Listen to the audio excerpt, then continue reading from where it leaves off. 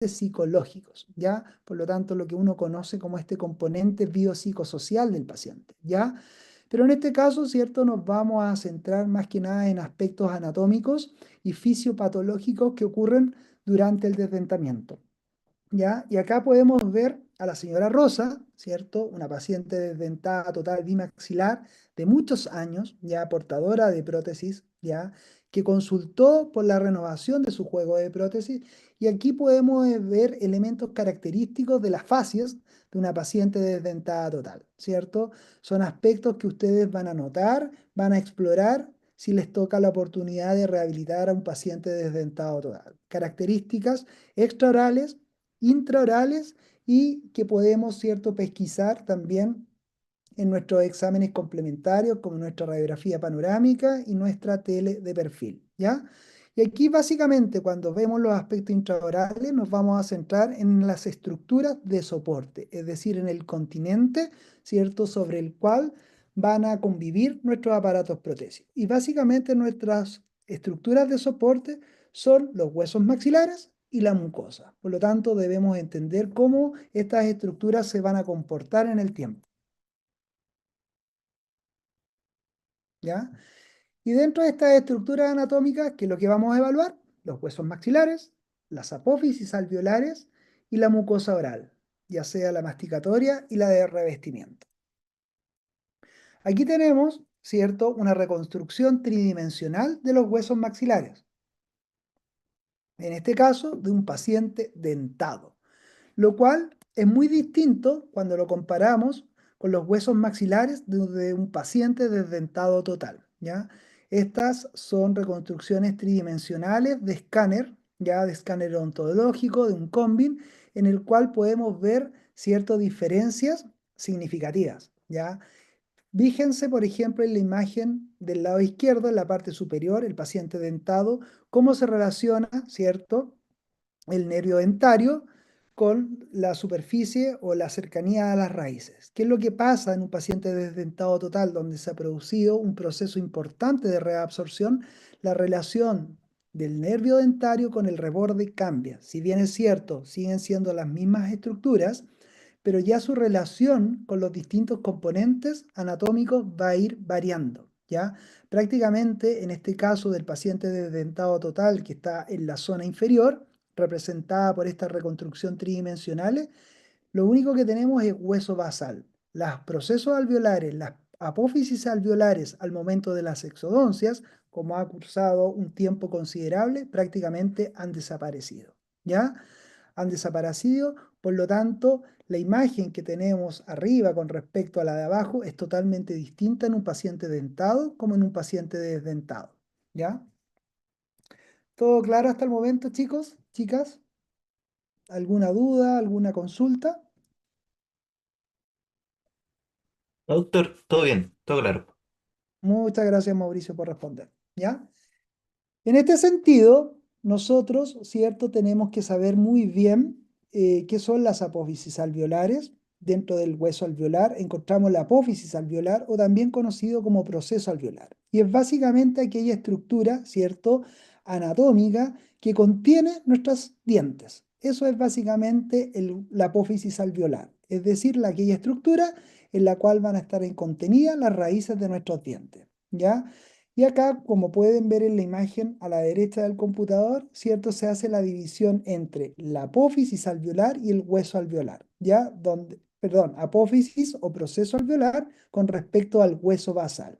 Y básicamente, cuando un paciente es sometido a una exodoncia, lo que tiende a desaparecer o a reabsorberse en el tiempo es la apófisis alveolar, ya que los estímulos que son transmitidos a través del ligamento periodontal, donde el hueso es el receptor final de estos estímulos, al no recibirlos por un tema de desuso de función, al no existir cargas, ¿cierto?, masticatorias, empieza a sufrir un fenómeno de reabsorción, ¿ya? Donde básicamente el primer año post-extracción el fenómeno es mucho más marcado y a lo largo del tiempo este sigue produciéndose, pero en menor grado. Pero finalmente podemos llegar en casos extremos donde estos procesos alveolares tienden a desaparecer por completo. Por lo tanto, la importancia de mantener un diente en boca ¿cierto? Radica en mantener nuestros procesos, nuestras apófisis alveolares, que están constituidas, ¿cierto? Por lo que ustedes muy bien conocen, por un hueso cortical y por un hueso más trabecular esponjoso en su parte interna, ¿ya? Todo, chicos, lo que estamos viendo en este minuto, ustedes lo manejan, ya la idea ahora es llevarlo más que nada a la clínica y darle un sentido a lo que ustedes van a ir haciendo con sus futuros pacientes, ¿ya? Al momento de sus rehabilitaciones que ustedes muy bien van a planificar. Por lo tanto, el reborde alveolar en el caso de un paciente déntulo está sometido a distintos procesos. Y uno de esos procesos tiene que ver con la remodelación que ocurre post-extracción, lo que va a dar como resultado, ¿cierto?, una marcada reabsorción de los diversos componentes del reborde alveolar. Básicamente, las apófisis o procesos alveolares, ¿ya? Las cuales van a involucionar gradualmente, como les mencionaba anteriormente. La apófisis alveolar va a sufrir una reducción en todas sus dimensiones, tanto horizontal como vertical. Y los procesos de reabsorción siempre tienden a ser más pronunciados en la cara vestibular que en la lingual o palatina del reborde, ¿ya? Incluso, ¿cierto? Hay casos extremos, como les mencionaba anteriormente, donde toda la apófisis alveolar o el proceso alveolar podría desaparecer, permaneciendo solo el hueso basal de la mandíbula o del maxilar superior, como aquí pueden ver en estas imágenes, en estos esqueletos, donde los procesos alveolares desaparecieron por completo, siendo el remanente óseo el hueso basal, que también eventualmente podría, ¿cierto?, sufrir un proceso de reabsorción. En este caso, cierto que ustedes ven esta imagen, uno podría eventualmente pensar, sí, este paciente tiene un muy buen reborde donde podemos tener bastante hueso para poder planificar quizás una futura rehabilitación protésica implanto asistida, pensando a lo mejor en algo fijo, decir, no, yo creo que sí, efectivamente este paciente tiene suficiente hueso para poder colocar un implante. Pero se ha demostrado que en estudios, ya esto es un estudio, una publicación antigua, ¿cierto? Esto es un libro del año 2007 que nos dista de lo que realmente pasa, que dice que tras 20 a 30 años sin dientes aproximadamente, las apófisis alveolares de los maxilares, ya sea el superior o inferior, estarán reabsorbidas casi por completo y se habrá reemplazado por un tejido conjuntivo denso. Y no es la excepción en este caso, esto es un paciente real, ¿cierto? Que me tocó atender, donde básicamente, y van a darse cuenta, a nivel maxilar, prácticamente no había hueso alveolar. No había hueso alveolar. Por lo tanto, esta imagen clínica que yo estoy evaluando no se condice mucho con lo que yo estoy viendo en la radiografía. Pero es básicamente por este fenómeno que les estoy describiendo, que muchas veces, ¿cierto? Todo este apófisis alveolares, al ser reabsorbida, este tejido, el tejido es reemplazado por un tejido conjuntivo denso, ¿ya? Que en muchos casos puede ser favorable o desfavorable. ¿Desfavorable en qué sentido? Que muchas veces esta mucosa, ¿ya? Podría ser un poco resiliente o un poco móvil, lo cual puede generar inestabilidad en nuestra prótesis y tenemos que generar, ¿cierto?, ciertas acciones a lo mejor quirúrgicas para favorecer ese tejido móvil que no es muy favorable para dar soporte a nuestras futuras prótesis, ¿ya? Por lo tanto, la importancia de pedir exámenes complementarios como la radiografía panorámica en un paciente desdentado total nos permite visualizar estos cambios a nivel óseo.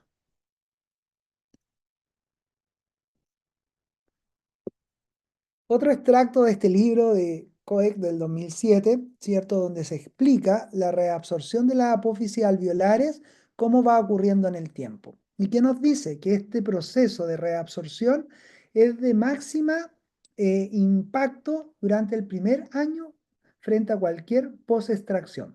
¿Ya? Acá a la izquierda ven en este esquema cómo post-exodoncia inmediata, a los 2 días, lo que está en verde tiende a desaparecer. A los 5 años lo que queda y ya a los 21 años, como mencionábamos anteriormente, casi a nivel de hueso basal. ¿Ya? Para que entiendan este esquema, representa el perfil del hueso mandibular post extracción de un diente. ¿Ya? Y aquí en esta otra tabla, que es extraída del libro, ¿cierto? cómo es la cantidad en milímetros del grado de reabsorción, tanto en el plano sagital y anterior. Y vean cómo a nivel mandibular, ¿cierto? Y a nivel maxilar va variando. A las 3 semanas, la cantidad de reabsorción que se produce, a los 3 meses, al año, donde el año, ¿cierto? Al año es donde se produce el mayor proceso de remodelación con respecto a la reabsorción que va sufriendo este proceso alveolar, ¿ya? Y posterior al año, por cada año posterior, son los valores que ahí aparecen en este esquema, en esta tabla, ¿ya?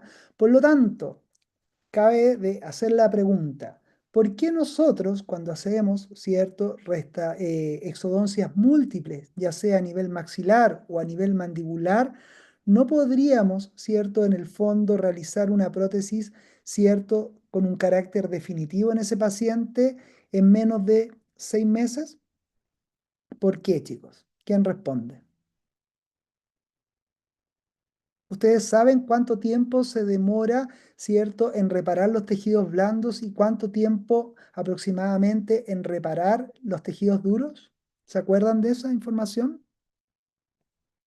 Que lo más probable es que hayan visto en periodoncia. Me acuerdo, doctor, que había que esperar 4 meses, parece, pero no me acuerdo si era para tejido blando o tejido duro. Ya.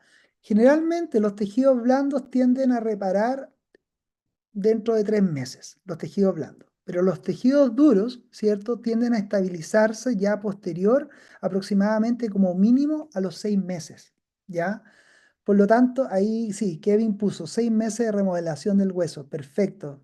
Bien, bien, Kevin. ¿Ya? Por lo tanto, esto se explica por este fenómeno, ¿ya? Que la reabsorción del hueso, ¿cierto? Se produce durante el primer año, es mucho más marcada.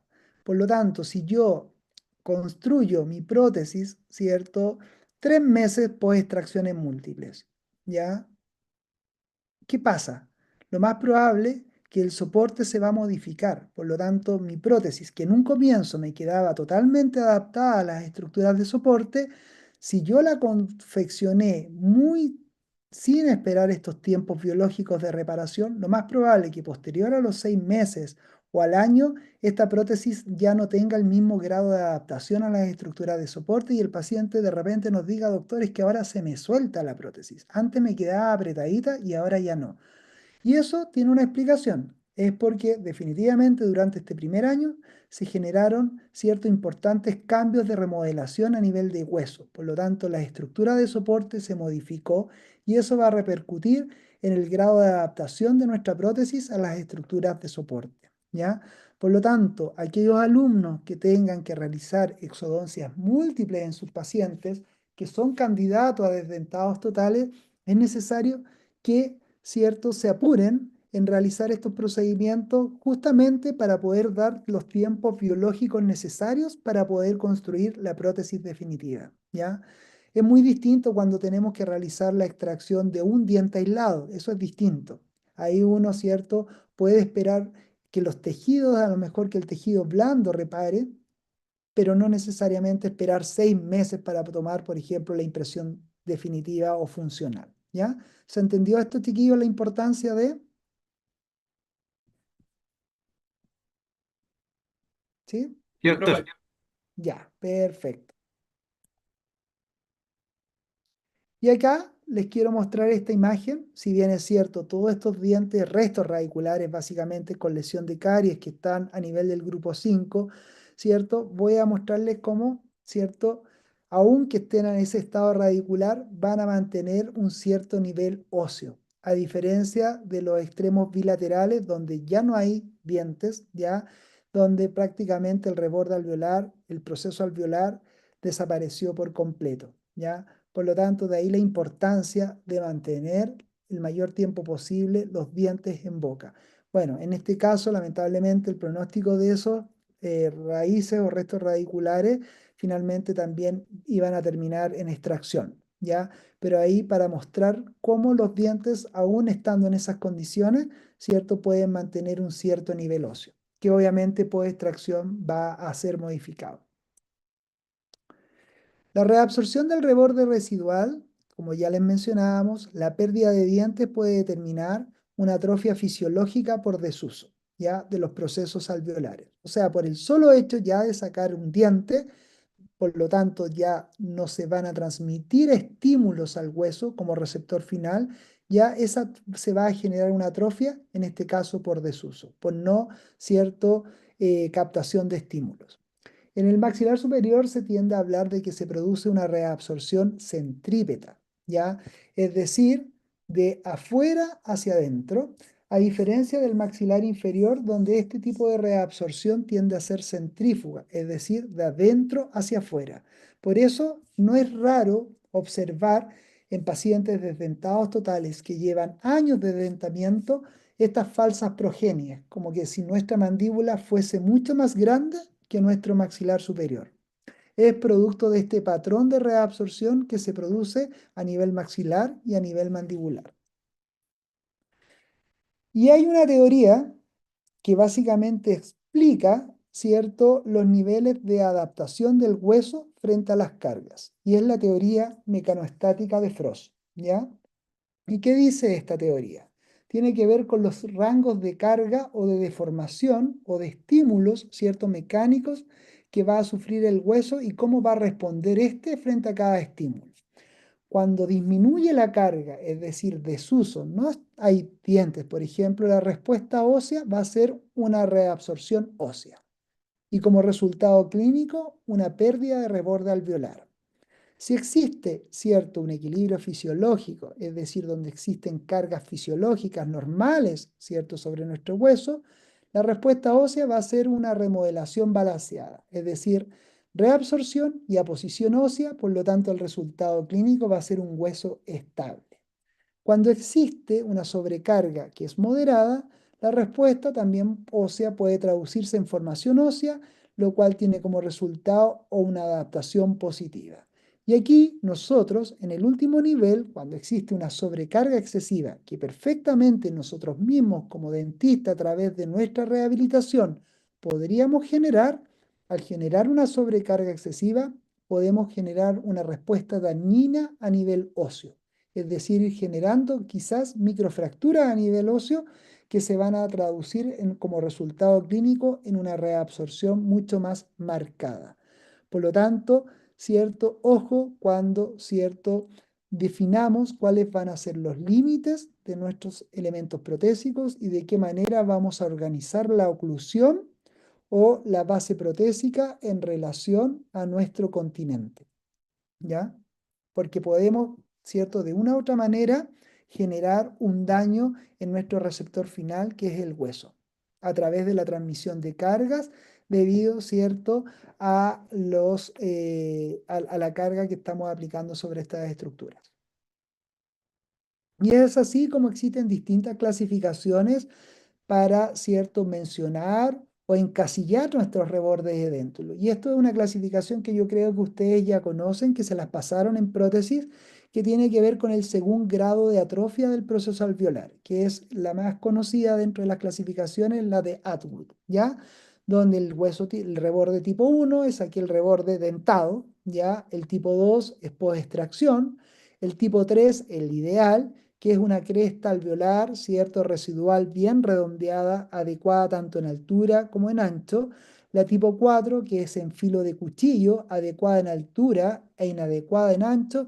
Y a las 5 o 6, que son las menos favorables, donde la cresta, por ejemplo, en la tipo 5 es plana, inadecuada en altura y ancho. Y la tipo 6 prácticamente desaparece el reborde alveolar y estamos a nivel del hueso basal, ¿ya? En la medida que vamos aumentando en la clasificación al tipo 6, cada vez van siendo menos favorables los tipos de reborde, ¿ya? Encontrarse con rebordes tipo 3 es bastante difícil. Generalmente están entre 4, 5 y en pacientes que llevan años de desdentamiento también es posible encontrar tipo 6. Así como existe esta clasificación con respecto al grado de reabsorción, también existen clasificaciones respecto a la calidad ósea del hueso remanente. Y es la clasificación de Lecholm y Sarf del año 85, todavía vigente, que se sigue empleando y que principalmente se utiliza a nivel de implantología para ver para saber con qué tipo de hueso, ¿cierto? En base a mediciones que se basan en unidades Hansfield que uno puede determinar a través de un escáner maxilar, por ejemplo, mandibular, a través de ciertos elementos del escáner, uno puede valorar la densidad ósea, ¿ya? Y es así como según la densidad o el tipo de hueso que nos podemos enfrentar desde el punto de vista de la calidad, podemos hablar de huesos tipo uno, tipo 2, tipo 3 y tipo 4. El tipo uno es un hueso que se compone prácticamente de hueso compacto, ¿ya? Un hueso súper homogéneo, un hueso compacto. El tipo 2 es un hueso compacto que rodea un hueso esponjoso denso, ¿ya? Los tipo uno y tipo 2 en calidad de huesos son los más favorables. El tipo 3 es una cortical mucho más delgada que rodea un hueso esponjoso denso, más abundante, ¿ya? Y el tipo 4, la cortical es muy delgada, rodeada de un hueso esponjoso poco denso. Es un hueso de menor calidad el tipo 4. Y su distribución anatómica a nivel maxilar y mandibular está representada en este esquema, ¿ya? Generalmente, a nivel maxilar, en la zona anterior de la maxila, encontramos un hueso, ¿cierto? Tipo 2, tipo 3, ¿ya? A nivel mandibular es donde por excelencia encontramos un hueso mucho más compacto, un hueso tipo 1, la zona anterior mandibular. El hueso tipo 4 a nivel maxilar, en las zonas posteriores, ¿cierto? A nivel de los senos maxilares es un hueso mucho más esponjoso, y ya un hueso típicamente franco tipo 4, ¿cierto? A nivel de la tuberosidad. Generalmente, muchas veces, por ejemplo, cuando hacen exodoncias terceros molares, si es una exodoncia, uno perfectamente podría arrancar la tuberosidad al maxilar, ¿cierto? Es un hueso mucho más frágil, ¿ya? No es un hueso compacto. A nivel mandibular, básicamente tenemos hueso tipo 4, perdón, hueso tipo 1 a nivel anterior y 2 y 3 a nivel de las zonas posteriores mandibulares. Huesos mucho más compactos, mucho más duros. Conclusiones de estudios con respecto, ¿cierto?, a los procesos de reabsorción y de dentulismo que ocurren a nivel maxilar y mandibular. En este estudio, que es del año 88, de Catwood, dice que el hueso basal no cambia de forma significativa a menos que esté sujeto a efectos dañinos locales como la sobrecarga de una prótesis mal ajustada. Por lo tanto, tenemos cierta incidencia en algún proceso de reabsorción. Sí, si nosotros tenemos una prótesis que quedó mal adaptada, donde no distribuimos de forma cierto homogénea las cargas que van a ser recibidas finalmente por el hueso, podríamos generar también efectos dañinos a nivel del hueso basal, ¿ya? El hueso alveolar cambia de forma significativa tanto en el eje horizontal como vertical, eso es inevitable. Otro estudio del año 2012, que es una revisión sistemática pues extracciones, ¿qué nos dice como principales conclusiones? Que la pérdida del hueso en el sentido horizontal fue más sustancial que la pérdida ósea vertical después de una extracción dental a los 6 meses. La zona vestibular presenta por lo general una mayor reabsorción que la zona lingual o palatina. Los patrones de reabsorción son rápidos en los primeros 3 a 6 meses, seguido de una reducción gradual a lo largo de la vida. O sea, la reabsorción va a ir ocurriendo a lo largo de todo el tiempo, pero nosotros podríamos, ¿cierto?, acelerar estos procesos si estimulamos a través de sobrecargas dañinas, ¿ya?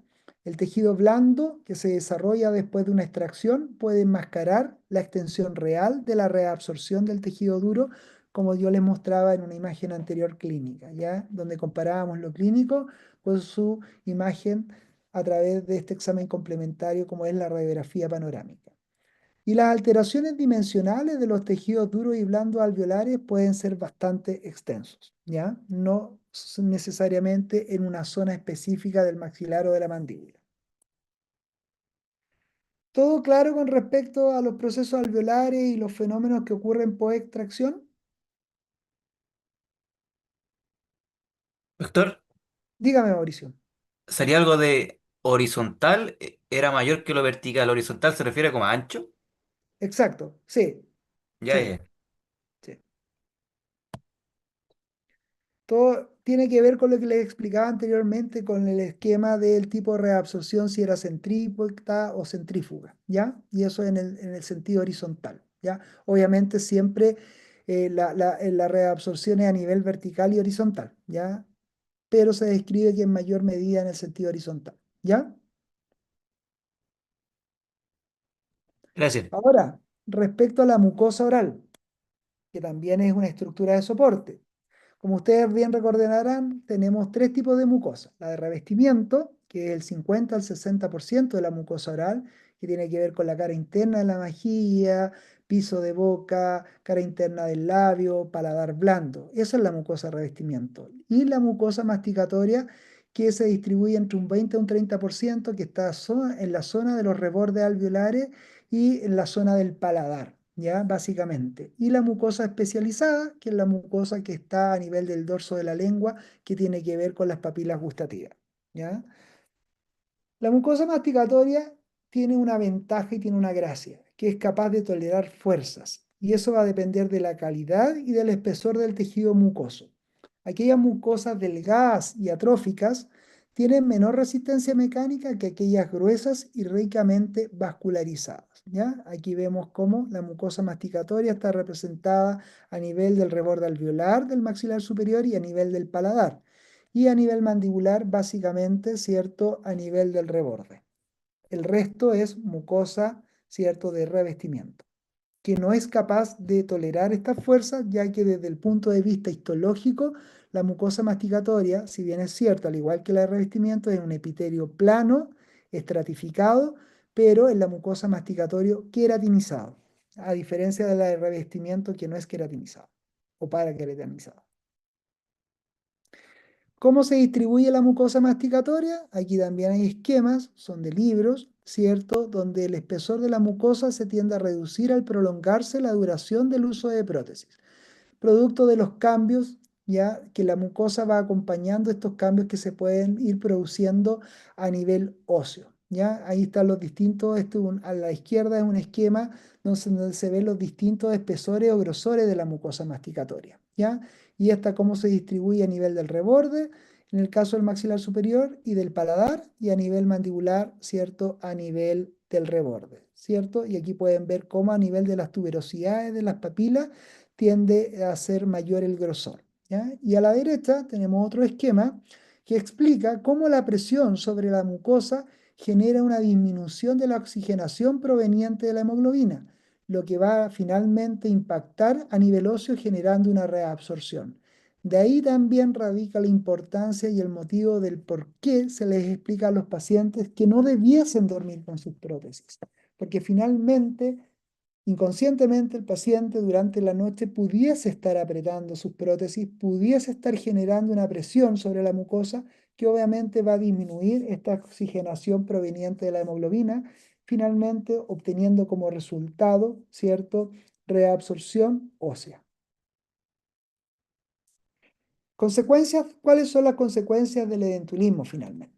¿Ya? Primero, disminución del ancho a nivel del tejido óseo, disminución del ancho y de la altura ósea. Ya lo vimos, ¿cierto?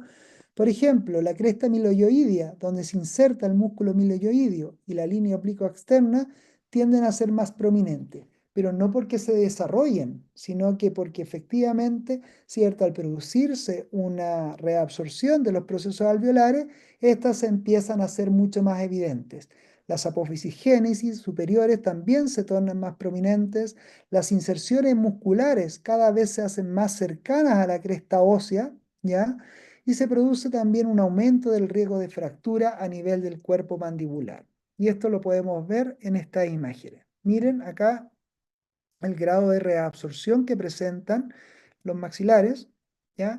Y cómo las estructuras anatómicas, ¿cierto?, se van haciendo mucho más cercanas a la cresta del reborde. En amarillo aquí podemos ver, ¿cierto?, el canal dentario. Y miren el foramen mentoniano, prácticamente encima de la cresta del reborde, ¿ya?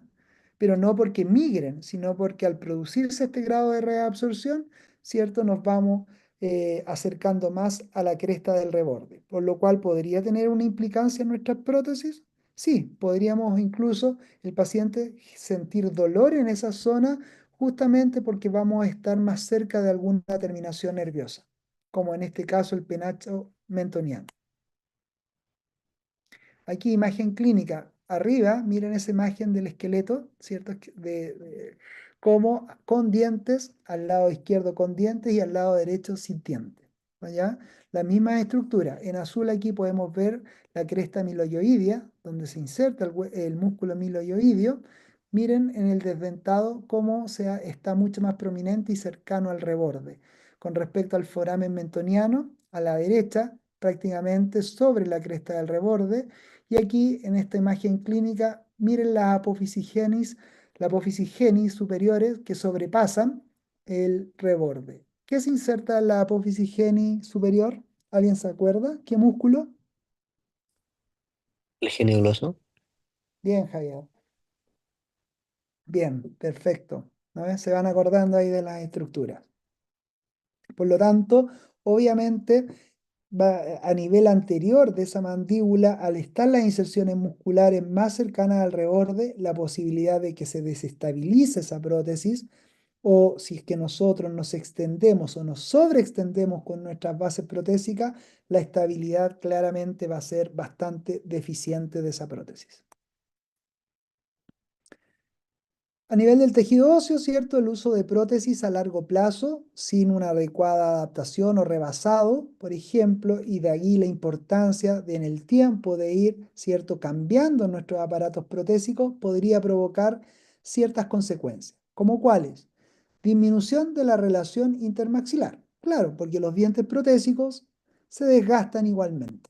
Por lo tanto, esa dimensión vertical o oclusal que nosotros definimos inicialmente, si esa prótesis ha pasado mucho tiempo, se van a ir desgastando, por lo tanto, la disminución de la relación intermaxilar también va a ir disminuyendo. Se puede producir una rotación en el eje del cuerpo mandibular, una falsa progenie, ¿cierto? El paciente pierde estabilidad con sus prótesis y tiende a morder más hacia adelante, ¿ya? Por lo tanto, eso clínicamente podría traducirse en un pseudoprognatismo. Y es así como esta señora que llegó con sus prótesis, la señora Rosa, que tenía cerca de 20 años, presentaba todas estas características que les mencioné recientemente. A nivel de los tejidos blandos, ¿qué se genera? Un aumento del tamaño lingual. No es que la lengua tienda a crecer per se a la medida que se pierden los dientes, pero ¿qué es lo que pasa? Los dientes actúan como una barrera, por lo tanto la lengua tiende, ¿cierto?, a desbordarse.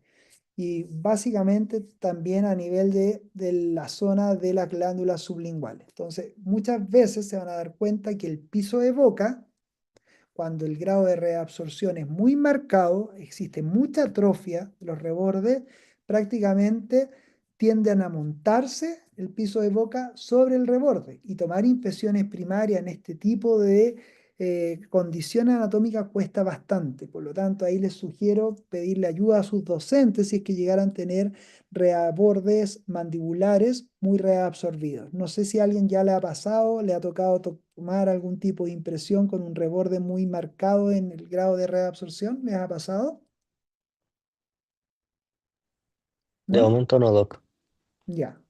Pero cuesta, de repente, cuando hay grado de reabsorción es muy marcado, básicamente el tejido del piso de boca tiende a montarse por sobre el reborde, ¿ya?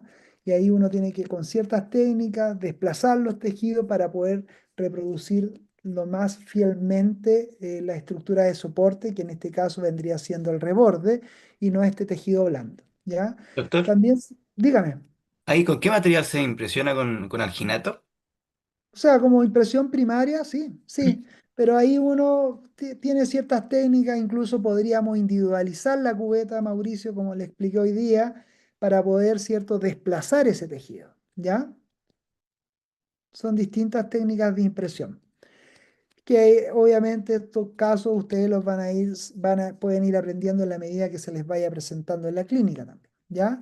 Se producen en la medida que el tejido se disminuye, la mucosa adherida también reduce su tamaño y espesor, ¿ya? Eso también es una consecuencia importante que no es muy favorable al momento de la confección de una prótesis, ¿ya?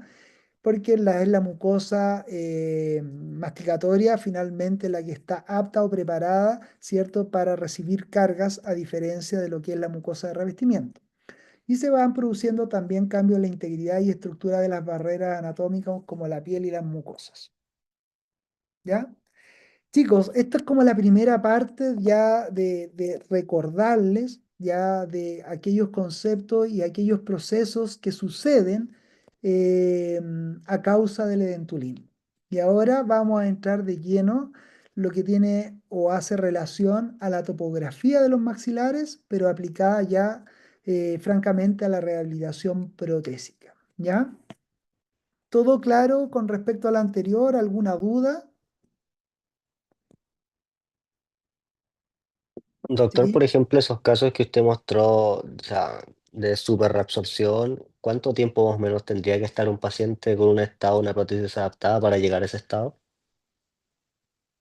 Chuta, generalmente son años, o sea, bueno, primero uno siempre le pregunta al paciente, pero no necesariamente el paciente va a consultar porque su prótesis es antigua. Generalmente estos pacientes tienden a consultar antes porque dice, doctor, es que mi prótesis de abajo se me cae, se me mueve. Bueno, dadas las condiciones anatómicas, es totalmente esperable. Por lo tanto, son muchos pacientes que muchas veces consultan con prótesis que no necesariamente son tan antiguas, ¿ya? Pero cuando uno les pregunta su historia, su anamnesis remota respecto a cuándo empezó a perder dientes, generalmente le van a decir, paciente, doctor, yo tenía 20 años y comencé a perder mis dientes o uso prótesis hace más de 30 años. Por lo tanto, eso se condice con el grado de reabsorción o de lo que yo puedo ver intraoralmente, ¿ya? Pero el paciente podría venir con una prótesis nueva y decir, doctor, quiero cambiarme la prótesis porque esta prótesis no se afirma, se me cae, se me mueve. Y bueno, ¿qué voy a hacer yo distinto si las condiciones a lo mejor anatómicas en ese paciente no son las más favorables? Y eso ayuda mucho, ¿cierto?, a aterrizar un poco las expectativas de sus pacientes, chiquillos, ¿ya? Porque si un paciente llega con 20 prótesis mandibulares, ¿qué voy a hacer yo distinto que le pueda asegurar a ese paciente que esa prótesis se afirme? Aunque sea el mejor el dentista del mundo, no sé. Difícilmente a lo mejor voy a conseguir algún grado de retención, salvo que le proponga una alternativa a lo mejor fija, un par de implantes en la zona mandibular anterior y podamos confeccionar una sobredentadura implanto retenida, pero que igual va a ser soportada por la mucosa, pero a lo mejor ya no se va a mover porque le voy a colocar dos implantes, siempre y cuando tengamos suficiente hueso para colocar esos implantes también. ¿Ya? Pero, ¿qué mejor puedo hacer? Lo más probable es que no mucho más si las condiciones anatómicas no son las más favorables. Y generalmente el gran problema no es a nivel maxilar, el problema siempre es a nivel mandibular. Ese es el problema. Yo tenía un profe que me hacía prótesis que me decía los pacientes totales hay que cobrar la prótesis de arriba y la de abajo se regala. Es una forma elegante de decir, pero que finalmente muchas veces la prótesis mandibular no la terminan utilizando los pacientes. Salvo aquellos pacientes que llevan muchos años usando prótesis y que prácticamente mantienen su prótesis mandibular en boca por un tema, ¿cierto?, de adaptación neuromuscular, que básicamente es la musculatura, ¿cierto?, paraprotética sumado con la lengua que mantienen esa prótesis en posición y son capaces de dominarla perfectamente durante el uso y la función. ¿Ya? Pero no porque con esa condición anatómica que tenga el paciente pueda conseguir un buen sellado periférico, por lo tanto una muy buena retención, ¿ya? Eso, Javier. No sé si respondo un poco a tu pregunta, Sí, doctor, gracias. ¿ya? Sigamos. Por lo tanto, aquí hay tres artículos, chicos, que son del año 80, que no han cambiado y donde analizan tres propiedades que son fundamentales en prótesis removibles, que son retención, soporte y estabilidad, ¿ya? Y eso no ha cambiado en el tiempo independiente de las técnicas que nosotros empleemos para poder confeccionar nuestras prótesis, son principios, son requisitos que deben tener nuestras prótesis. Y estos requisitos van de la mano, ¿cierto?, de las estructuras anatómicas con las cuales van a convivir, ¿cierto?, nuestras futuras prótesis.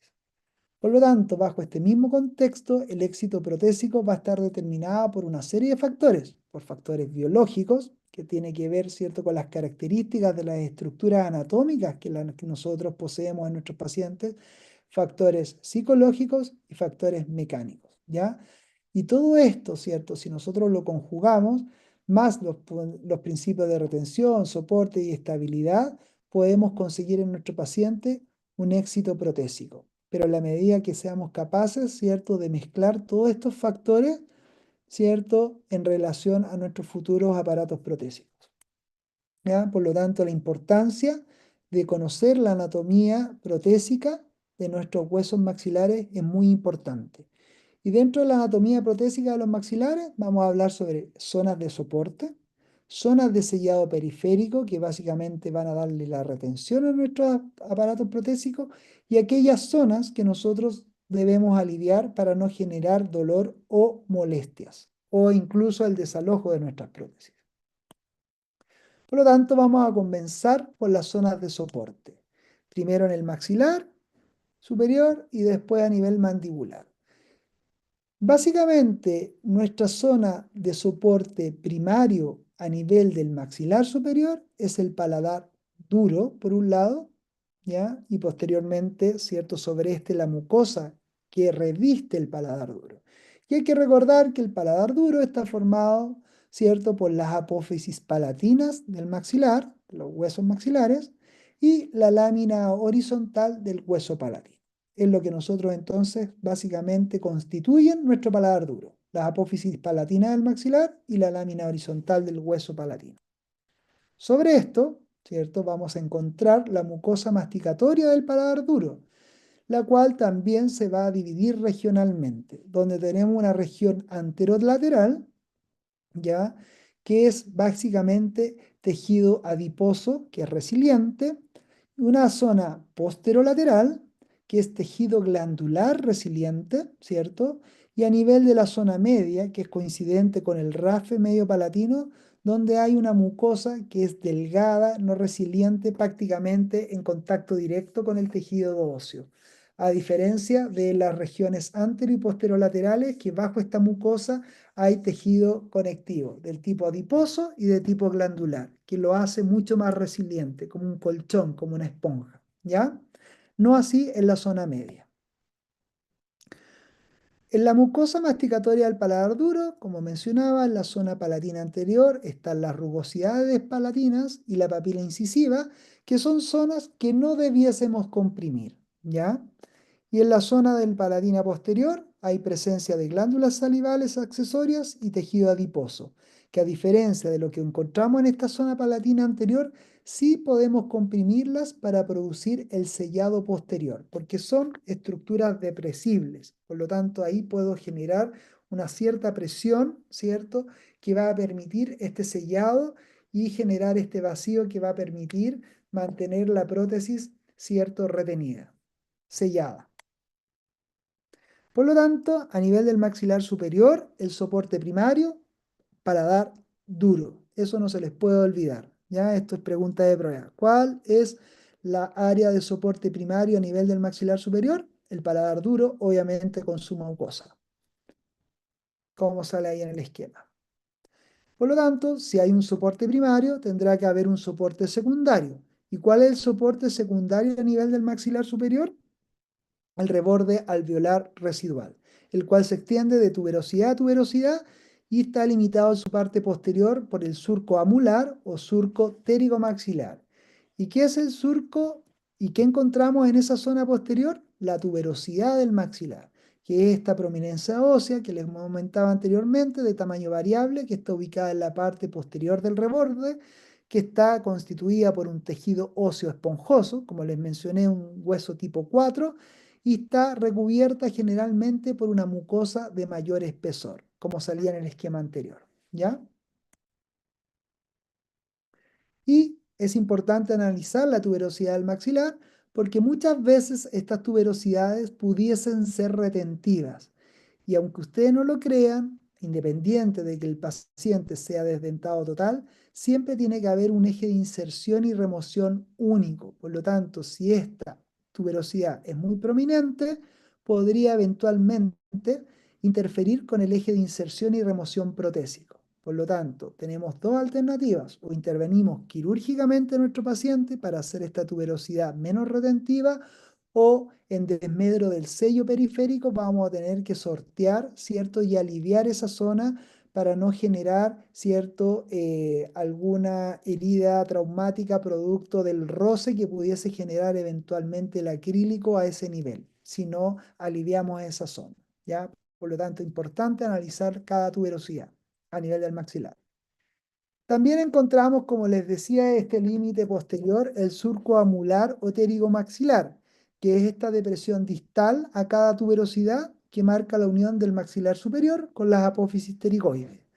Es el límite posterior protésico y es una zona de mucosa depresible que nosotros debiésemos cubrir al momento con nuestra prótesis para generar este sellado periférico.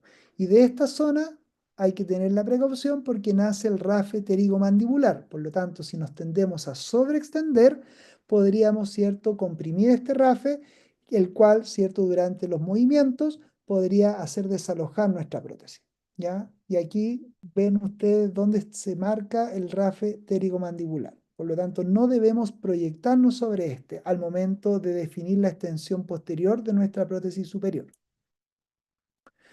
Formas del reborde alveolar distintas. Aquí una clasificación de Coscola del año 45, rebordes en U, que son mucho más favorables, en V, y estos rebordes que son ciertos retentivos, que son en forma de C. Por lo tanto, resumen, a nivel del maxilar superior, zona de soporte primario, paladar duro; zona de soporte secundario, el reborde alveolar, que se extiende de tuberosidad a tuberosidad, y aquí, cierto, a nivel zona de alivio, la zona del rafe medio palatino, incluida la papila incisiva. A nivel del maxilar inferior, zona de soporte primario. ¿Cuál es? Básicamente la meseta bucal, que corresponde a la zona del vestíbulo lateral. Es una zona que está por detrás del frenillo lateral, como ven aquí a su derecha, y que está delimitada aquí en rojo, que va desde la cresta del reborde hasta la línea oblicua externa. ¿Y qué se inserta en la línea oblicua externa? ¿Alguien se acuerda? Mauricio, Javier.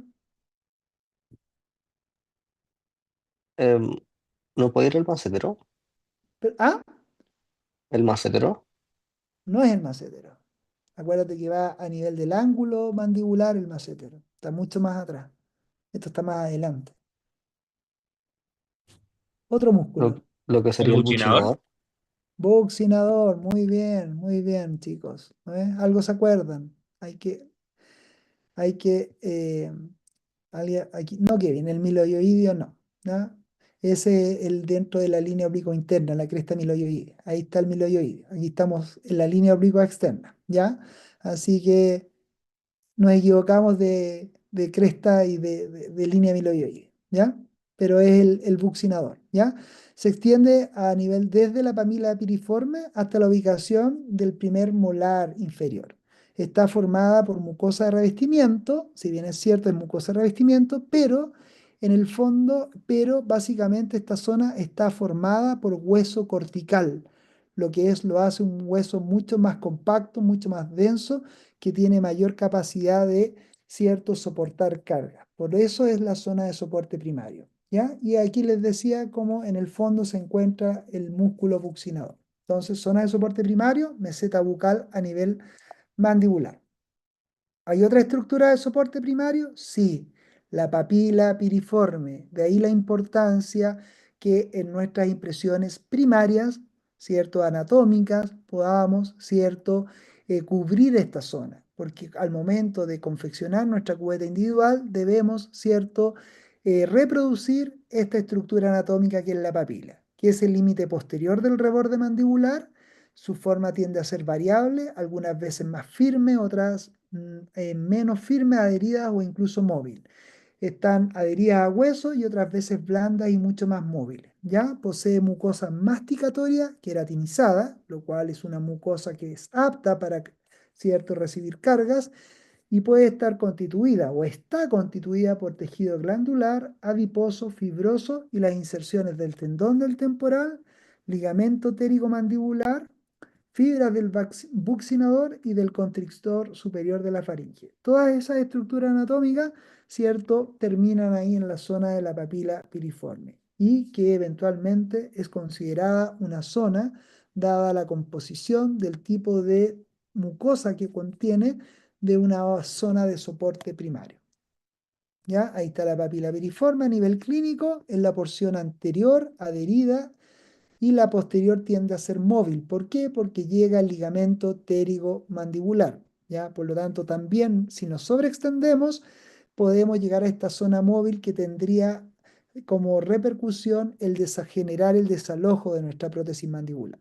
Y en su tercio inferior existe hueso cicatrizal. Por lo tanto, se describe que son los 2/3 superiores de la papila piriforme las que generan soporte primario. Por lo tanto, la importancia de considerarla o de estar reproducida en nuestro modelo de trabajo es fundamental, porque es área de soporte primario junto con la meseta bucal. Y a nivel del maxilar inferior, la zona de soporte secundario, el reborde alveolar residual y también las apófisis geni. También es considerada una zona de soporte secundario. Por lo tanto, el área de soporte primario y secundario a nivel mandibular tiende a ser mucho menor que la zona de soporte a nivel maxilar. Por lo tanto, ya tenemos ahí desde el punto de vista comparativo una desventaja a nivel mandibular. Y aquí en el esquema se resumen el área de soporte primaria, meseta bucal, la papila piriforme y como zona secundaria de soporte el reborde alveolar residual y las apófisis geni. ¿Todo claro con las zonas de soporte primario y secundario a nivel maxilar y mandibular? Doctor, ¿la meseta bucal desde dónde hasta dónde era anatómicamente que lo había dicho? Desde el frenillo lateral, bueno, porque ahí se describe desde la papila, ¿cierto? Perdón, desde un primer molar, pero en un caso de un desdentado total, tendríamos que asumir dónde está ubicado ese primer molar, pero generalmente se extiende desde el frenillo lateral a nivel de reborde hacia atrás proyectada casi a nivel de la papila, ¿ya? Y en sentido lateral desde la cresta alveolar hasta la inserción, ¿cierto? Donde encontramos la línea oblicua externa donde se inserta el músculo buccinador.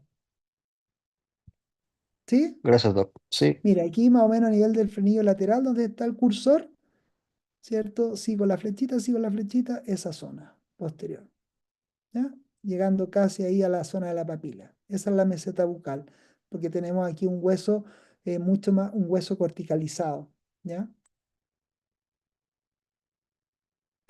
Ahora vamos a pasar a las zonas de sellado periférico. Importante, sí. ¿Por qué? Porque va a generar la estabilidad en base a la retención de nuestros aparatos protésicos, ¿ya?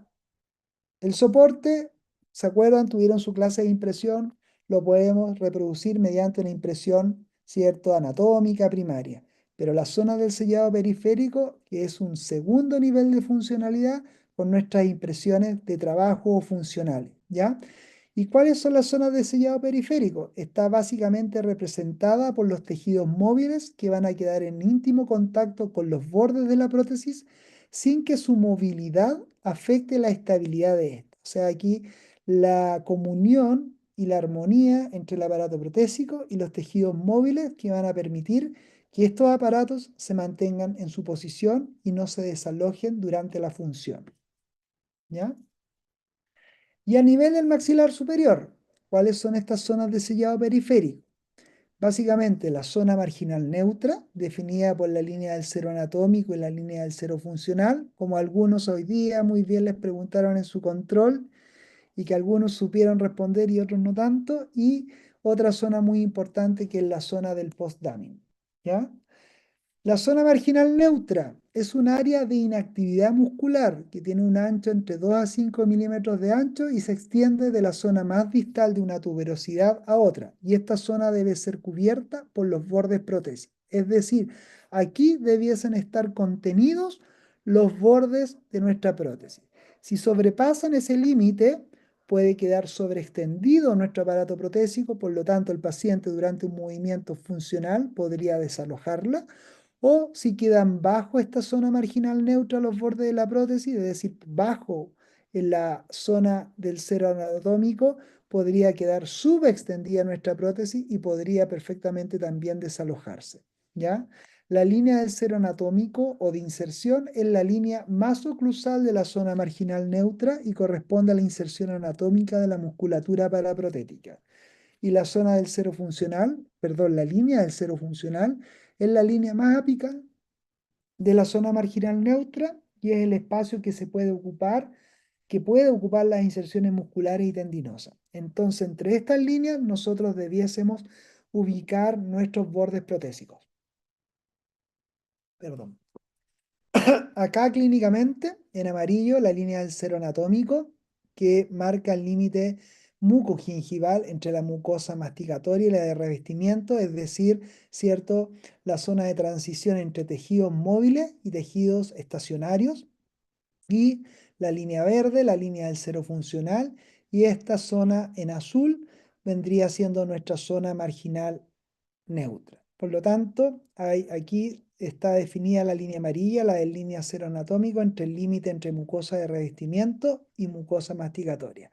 ¿Y cómo podemos ver este límite entre tejidos móviles y tendinosos y estacionarios, perdón? Traccionando en este caso la mejilla, el labio, ¿ya? Por lo tanto, ahí se genera un repliegue, un pliegue donde está el límite entre lo móvil y lo estacionario, ¿ya? Y acá podemos ver que el frenillo vestibular medio, que está formado por haces fibroso alineado con la papila incisiva y no tiene músculo, también debiese ser, ¿cierto?, aliviado. La musculatura paraprotética que va a estar relacionada, ¿cierto?, con los bordes protésicos, la podemos dividir en dos grupos. Aquellos músculos de flanco que van a tener una relación positiva con la estabilidad de protésica, es decir, van a mantener la prótesis en posición, son básicamente dos músculos. El músculo buccinador, perdón, el músculo orbicular de la boca y el músculo buccinador. ¿Ya? Son los dos músculos que van a tender a mantener la prótesis en posición. Y por otro lado están los músculos de tope que van a tener una relación negativa con la estabilidad protésica. Es decir, son músculos que sus inserciones podrían eventualmente, si nosotros sobrepasamos esta zona marginal neutra, desalojar la prótesis. Y son a nivel maxilar, el elevador del labio superior y del ala de la nariz, el elevador del labio, el cigomático menor, el cigomático mayor, y serían.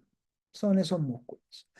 Y después ya de ver la zona marginal neutra, que es parte del sellado periférico, existe otra zona que es a nivel posterior del maxilar superior, que es la denominada zona del post-tamen, que es la área del sellado principal para una prótesis superior.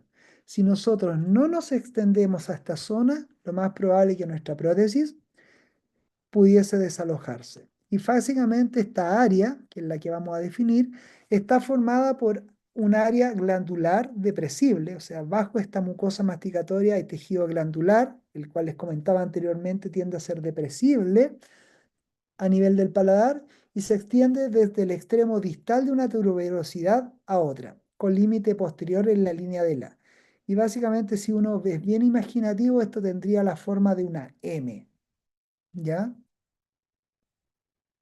Línea vibratoria del paladar o del A es la línea del límite posterior de la zona del postdamin, que está a nivel, ¿cierto?, del paladar blando y se traza desde el surco amular de un lado al otro, atravesando la zona de reflexión de la musculatura del velo del paladar cuando se emite el sonido A. O sea, uno le pide al paciente que abra su boca, ¿cierto? Emita el fonema A y entiende a generarse esa línea vibratoria y uno eventualmente la puede marcar y delimitar y decir hasta aquí este es el límite posterior del sellado protésico posterior que es la zona del postdamin. Y la zona del postdamin también tiene zonas específicas, ¿ya?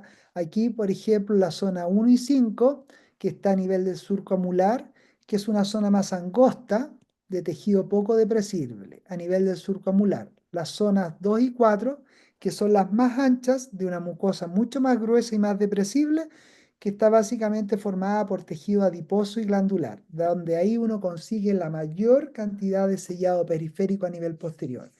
Y a nivel de la zona 3, que es una zona media, que es mucho más angosta, que está cubierta por tejido delgado que no permite compresión y corresponde a la zona de la espina nasal posterior. Por lo tanto, aquí en la imagen de la derecha podemos ver cómo a través del compuesto de modelar nosotros, cierto, definimos esta zona del postdamin para conseguir este sellado, ¿ya?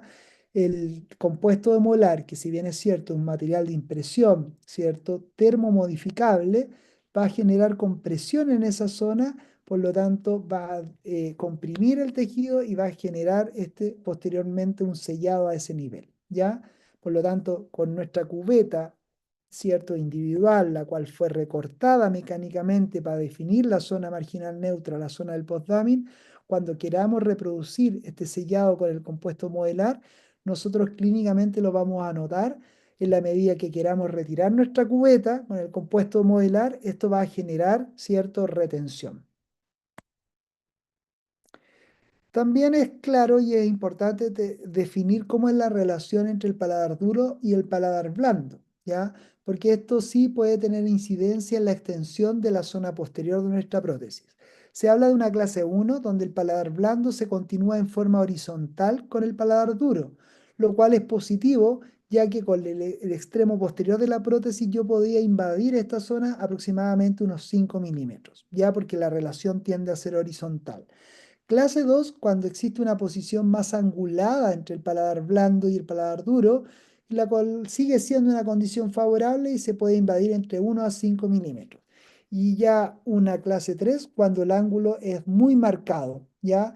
Lo cual es desfavorable para el sellado y se aconseja no invadirlo. Porque si yo lo invado y al ser muy angulado en la zona del paladar blando, va a molestar esa zona, el paciente va a sentir molestia y puede de romper ese sillado y tender a desalojar la prótesis. A nivel del maxilar inferior, las zonas de sellado periférico se describen tres zonas, a nivel vestibular, a nivel lingual y a nivel de la zona de la papila piriforme. Aquí el sellado a nivel mandibular, en general, si lo comparamos a nivel maxilar, tiende a ser mucho más deficiente y menos efectivo en relación a la retención que podamos generar, ¿ya? Porque generalmente nos enfrentamos a rebordes alveolares, mandibulares mucho más desfavorables, ¿ya? En la zona vestibular, nuevamente, hablamos de la zona marginal neutra, que está delimitada por la línea del cero anatómico y la línea del cero funcional. En esta zona encontramos el frenillo medio vestibular y frenillos laterales que debemos sortear con nuestra base protésica. No podemos, ¿cierto?, ocupar, sino que deben quedar libres cuando se instala la prótesis o porque si no lo hacemos con los movimientos funcionales, vamos a tender a mover nuestra prótesis y esta pierde estabilidad. Aquí, en esta zona, obviamente, marginal neutra, en la zona de inserción de músculos, vamos nuevamente a encontrar los dos grupos de músculos de flanco y los músculos de tope. Los músculos de flanco van a seguir siendo el músculo orbicular de la boca y el músculo buccinador. Estos no cambian a nivel maxilar ni a nivel mandibular, pero sí van a cambiar los músculos de tope, que van a tener una relación negativa con la estabilidad protésica. ¿Y cuáles son? El depresor del ángulo, el depresor del labio, el mentoniano y sería, ¿ya? A nivel de la zona lingual, ¿cuáles son las zonas importantes para el sellado periférico que debemos conocer? A nivel del flanco lingual tenemos la zona posterior y la zona media. La zona posterior y media está, cierto, marcada por la presencia del músculo miloioideo que se inserta, cierto, en la cresta miloioidea, ¿ya? Por lo tanto, es un músculo que nosotros tenemos que tener en consideración que en rebordes sumamente reabsorbidos, este músculo va a estar mucho más próximo a la cresta del reborde. Por lo tanto, durante el movimiento de la lengua hacia arriba, hacia abajo, ¿cierto? En reposo o en apertura, este músculo va a tender a desplazar el borde de la prótesis. Por lo tanto, no debemos sobrepasarnos o sobreextendernos más allá de la cresta amiloidoidea, o si no, vamos a estar invadiendo este músculo que va a tender a desalojar nuestra prótesis. ¿Ya? En la zona lingual, en el flanco lingual posterior, encontramos una zona anatómica, ¿cierto?, que es fundamental para conseguir retención, que es el flanco lingual posterior, o más conocida como la fosa retromeloidea o retroalveolar, que está ahí a nivel, ¿cierto?, de la cresta amiloidea, ¿cierto? Y la zona de la cresta alveolar, en la zona más posterior, se genera una depresión que uno puede identificar en nuestro modelo de trabajo, que es un espacio importante para la retención y estabilidad de la prótesis y que es una zona de sellado. ¿Ya? Y en la zona lingual anterior nos encontramos con otro músculo que también es de músculo de tope, que es el genio gloso, el cual se insertaba a nivel de la apófisis geni, ¿ya? Que también tienden a desalojar en función a nuestra prótesis. Y encontramos la zona del repliegue y espacio sublingual también en este flanco lingual anterior, que es una prominencia de las mucosas producida por la presencia subyacente de la glándula sublingual. Se extiende de premolares de un lado a premolares del otro, pero a nivel lingual, ¿cierto? Y es un espacio sublingual marcado que tiende a ser un elemento positivo para la prótesis. ¿Por qué? Porque también genera sellado junto a la fosa retromiloidea, ¿cierto? Que estaba a nivel más posterior, ¿ya? Eso a nivel del flanco lingual, chicos. Y la papila piriforme, que es un cuerpo piriforme, como lo dice su nombre, que generalmente tiende a ser depresible, que también se describe como un elemento positivo para obtener un sellado posterior y para delimitar el borde posterior de la prótesis inferior a nivel del borde distal de la papila piriforme. También participa del sellado. Por lo tanto, la papila no solamente participa de soporte primario, sino que también parte del sellado. Por lo tanto, una estructura que nosotros siempre debemos reproducir a través de nuestras impresiones. Y por último, las zonas de alivio, que son aquellas zonas que debido a su condición anatómica o funcional debiesen estar libres de presión o de tensión, ya que nosotros debiésemos aliviar. Son tejidos susceptibles a la reabsorción, son las crestas alveolares maxilares y mandibulares. De ahí que, dependiendo del tipo de material de impresión que nosotros empleemos, vamos a generar ciertas zonas de alivio en nuestra cubeta, justamente para no comprimir tanto estas zonas, porque son zonas que deben quedar relativamente no comprimidas, la zona del reborde. Y por eso nosotros quizás ustedes van a darse cuenta que sus docentes van a pedir que en la zona del reborde alveolar a su cubeta individual le hagan perforaciones, pero no con el fin de generar retención para el material de impresión, sino justamente para liberar de presión estas zonas que uno no debiese sobrecomprimir, ¿ya? Eso también a nivel maxilar y mandibular. Otras regiones que tienen una mucosa delgada, que están directamente sobre el hueso cortical duro, son las zonas del rafe medio palatino, que es una zona que dijimos que no debíamos comprimir también y que en nuestra cubeta individual eventualmente podríamos también perforar para no comprimir esa zona. Las zonas del torus o exostosis que puedan existir a nivel tanto del maxilar como de la mandíbula, ya que en estos casos son torus, exostosis óseas bastante prominentes, que lo más probable que en estos casos sean de resorte quirúrgico, pero cuando son pequeñas exostosis, estas se pueden aliviar y sortear a través del elemento protésico.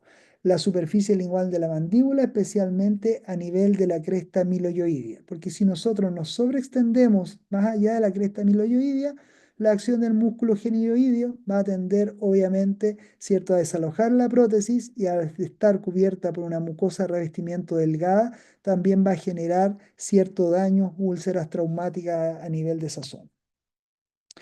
Regiones de la mucosa que cubren paquetes vasculonerviosos también son consideradas zonas de alivio, como la papila incisiva y en algunos casos el foramen mentoniano. Cuando este puede estar muy próximo al reborde, podría también el paciente referir algunos destellos como de tipo eléctrico, y es por la cercanía que pueda tener con respecto al penacho montiniano. También zona de alivio. ¿Y esto en qué se traduce en la práctica clínica? Básicamente, ¿cierto? En la confección de nuestras cubetas individuales que tienen que respetar las zonas de soporte, las zonas de sellado periférico y las zonas de alivio.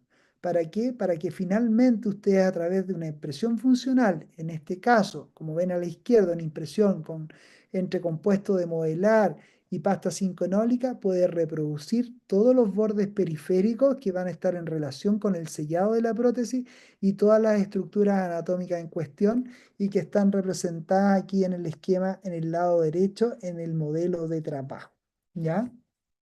Y también, ¿cierto? Como acá se ve la impresión mandibular y en su correspondiente modelo de trabajo mandibular. Y finalmente, este es nuestro objetivo, que nuestras prótesis, independiente del modo de confección, puedan convivir de forma estable y armónica con nuestras estructuras de soporte, con nuestro contenido, ¿ya? Intraoral, para que estas prótesis se mantengan estables y no se transformen en un elemento iatrogénico o que acelere procesos de reabsorción o de alteración de los tejidos blandos de nuestra mucosa intraoral. ¿Ya? Ese es nuestro gran objetivo. ¿Ya?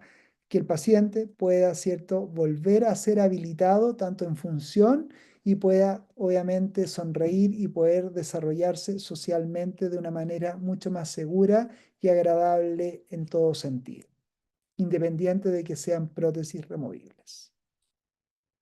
Eso, chicos, fue un poquito larga igual la clase, pero era un contenido necesario traer a colación porque es información que ustedes tienen, conocen, pero ahora un poco aplicada a lo que van a realizar en la rehabilitación de sus pacientes. ¿Dudas, chiquillos? ¿Consultas?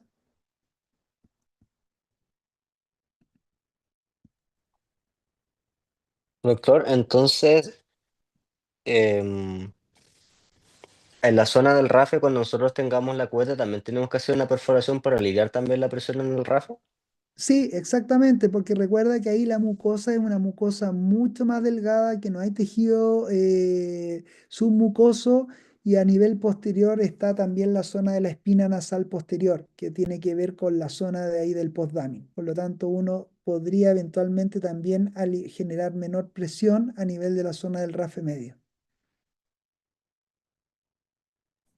La Gracias, zona doctor. de soporte, básicamente, dadas las características anatómicas, son las zonas antero y posterolaterales del paladar duro. Doctor, ¿Sí, Mauricio? para las zonas de alivio solo se pueden o solo se hacen como perforación en la cubeta o hay otra manera de Sí, obtener se como... alivia. O sea, por ejemplo, si un frenillo, uno lo alivia. O, por ejemplo, en el caso de un torus, tú podrías poner ahí en la cubeta una lámina de cera o hacer alguna perforación o sortear. Eso se va viendo el caso a caso con la misma cubeta individual. O estas perforaciones a nivel del reborde o a nivel del rafe medio palatino. Gracias. ¿Alguna otra duda, chicos, chicas?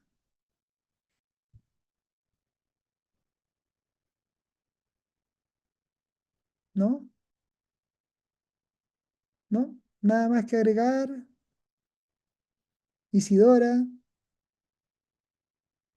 ¿no? Bárbara, son de mi grupo. ¿Eh? El puro Mauricio aquí está sacando la cara por el No, grupo. no, doctor, todo claro. hay que estudiar. Ya, perfecto. Chicos y chicas, como les recordé, como les mencioné, perdón, inicialmente, yo les voy a compartir el PDF de la clase, se lo entrego em, al doctor Mario Troncoso y él se los entregará a través de la delegada, me imagino. ¿Ya? Así que eso, muchas gracias por los que pudieron conectarse y nos estaremos viendo pronto, quizás en una nueva clase. ¿Ya? Gracias, Doc. Gracias, Que Doc. estén todos muy bien, cuídense mucho. Gracias, doctor. Chao, Chao, cuídese. chiquillos, cuídense.